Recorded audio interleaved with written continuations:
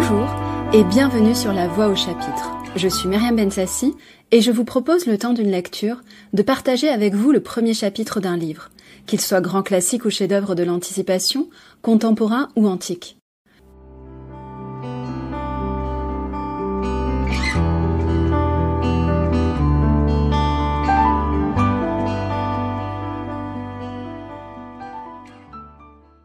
Après les grands classiques et les contemporains incontournables, je voulais partager avec vous quelques lignes d'un genre découvert à l'adolescence et qui m'accompagne encore maintenant, la science-fiction et l'anticipation. Commençons donc par Dune et son épopée digne des plus grandes sagas.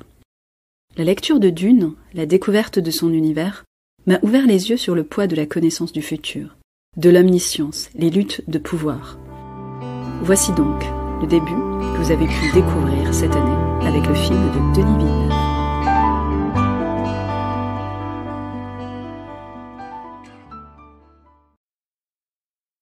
Durant la semaine qui précéda le départ pour Arrakis, alors que la frénésie des ultimes préparatifs avait atteint un degré presque insupportable, une vieille femme vint rendre visite à la mère du garçon, Paul.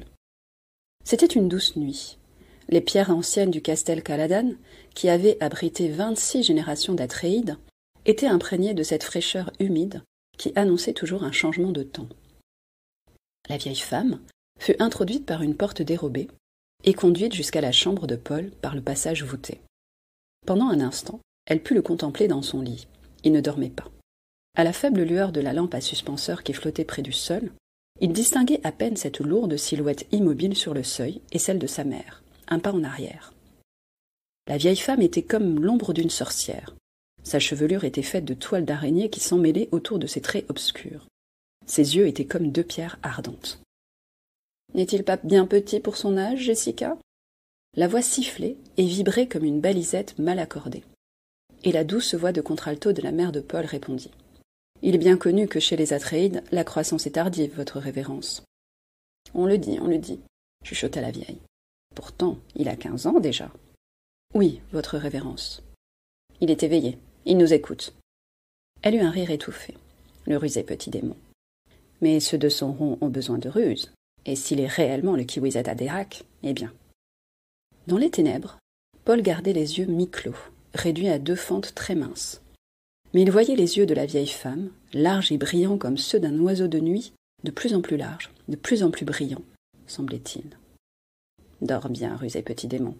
Demain tu auras besoin de tous tes moyens pour affronter mon gomme Jabbar. » Et la vieille disparut. Elle entraîna la mère de Paul. La porte se referma avec un bruit sourd, et Paul se demanda. Qu'est-ce qu'un gomme Jabbar ? Entre tous les récents bouleversements, la vieille sorcière était bien la chose la plus étrange qui lui fût apparue. « Votre révérence. » Et elle s'était adressée à sa mère comme à une servante. « Une dame Bene Gesserit, concubine du duc et mère de l'héritier du nom ? Un gomme Jabbar. Est-ce là une chose d'Arrakis qu'il me faut connaître ?» se demanda-t-il. Et il rumina les mots étranges. Gomme Jabbar, Kiwisat Haderach. Il lui avait fallu apprendre tant de choses. Arrakis était si différente de Caladan. Tout ce qu'on lui avait récemment inculqué tourbillonnait maintenant dans son esprit.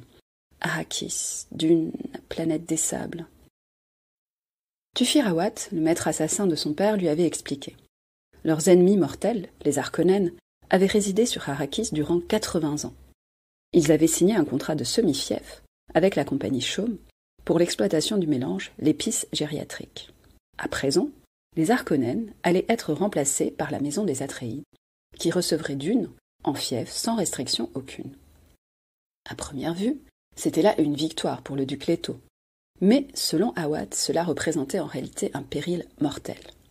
Le duc était populaire auprès des grandes maisons du Landsraad, et un homme trop populaire provoque la jalousie des puissants. Arrakis, Dune, la planète des sables. Paul se rendormit et rêva d'une caverne arrakène. Des êtres silencieux se dressaient tout autour de lui, dans la pâle clarté des brilleurs. Tout n'était que solennité, ainsi qu'à l'intérieur d'une cathédrale. Il percevait le bruit lointain de gouttes d'eau. Au cœur du songe, il se dit qu'il se souviendrait de tout à son réveil. Il se souvenait toujours des rêves prémonitoires. Le rêve s'évanouit. Il s'éveilla dans la tiédeur de son lit. Il pensa longtemps. Castel Caladan ne méritait pas le moindre regret. Il n'avait ni jeu, ni compagnon de son âge. Le docteur Yue, son éducateur, lui avait laissé entendre que le système de caste des Faux-Freluches n'était pas aussi rigide sur Arrakis. Sur Arrakis, au seuil du désert, vivaient des hommes qui ne dépendaient d'aucun caïd, d'aucun bachar, les Fremen, le peuple du vent de sable, libre de toute règle impériale. Arrakis, Dune, la planète des sables. Paul perçut toutes les tensions qui l'habitaient et décida de mettre en pratique les exercices du corps et de l'esprit que lui avait enseignés sa mère. 3 brèves inspirations déclenchèrent le processus. Il tomba dans un état de perception flottante, ajusta sa conscience, dilatation aortique, hors du mécanisme non ajusté de la conscience, choix, enrichissement du sang et irrigation rapide des régions surchargées. Nul ne peut obtenir nourriture, sécurité, liberté par le seul instinct. La conscience animale ne s'étend pas au-delà d'un instant donné, pas plus qu'elle n'admet la possibilité de l'extinction de ses victimes. L'animal détruit sans produire. Ses plaisirs, en demeurant au niveau des sensations, évitent le perceptuel. L'être humain a besoin d'une grille pour observer l'univers. Une conscience sélectivement ajustée. Telle est cette grille. La perfection du corps résulte du flux nerveux et sanguin, en accord avec une conscience précise des besoins cellulaires. Être, cellule, chose. Tout est non permanent. Tout lutte pour le flux de permanence. Sans cesse, la leçon se répétait dans la conscience flottante de Paul, encore et encore. À travers ses paupières closes, il perçut la clarté jaune de l'aube qui effleurait le rebord de la fenêtre de sa chambre. Il ouvrit les yeux sur le dessin familier des poutres du plafond, et il entendit alors les échos de la vie fébrile du castel. Puis, la porte s'ouvrit, et sa mère apparut. Ses yeux verts avaient une expression solennelle dans son visage ovale, impassible. Ses cheveux, maintenus par un ruban noir, avaient la sombre couleur du bronze. « Tu es éveillé ?» dit-elle. « As-tu bien dormi ?» ?»« Oui. » Il l'observait, et tandis qu'elle choisissait ses vêtements dans la penderie, il décela la tension qui habitait dans le mouvement de ses épaules. Cela fut passé inaperçu à tout autre regard. Mais Paul avait été éduqué dans la manière Bene Gesserit, avec le sens aigu de l'observation. Sa mère, se retournant, lui présenta une tunique de demi-cérémonie, arborant la crête de faucon rouge, emblème des Atréides. « Hâte-toi de t'habiller, dit-elle.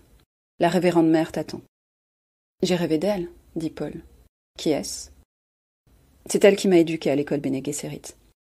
À présent, elle est la diseuse de vérité de l'empereur. Et Paul, elle hésita. Il faut que tu lui parles de tes rêves.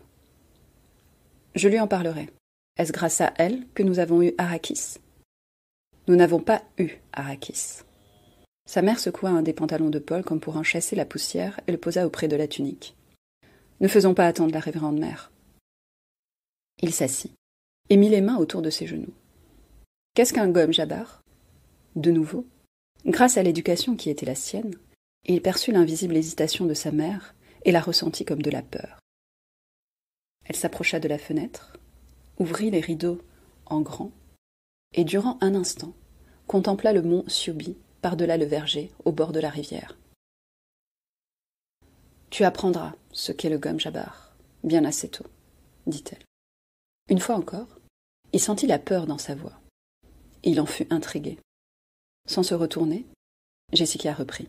« La révérende mère attend dans mon salon, Paul. Hâte-toi. » Quelle épreuve attend Paul, vous le saurez la semaine prochaine. C'était La Voix au chapitre, un podcast produit et réalisé par Myriam Bensassi.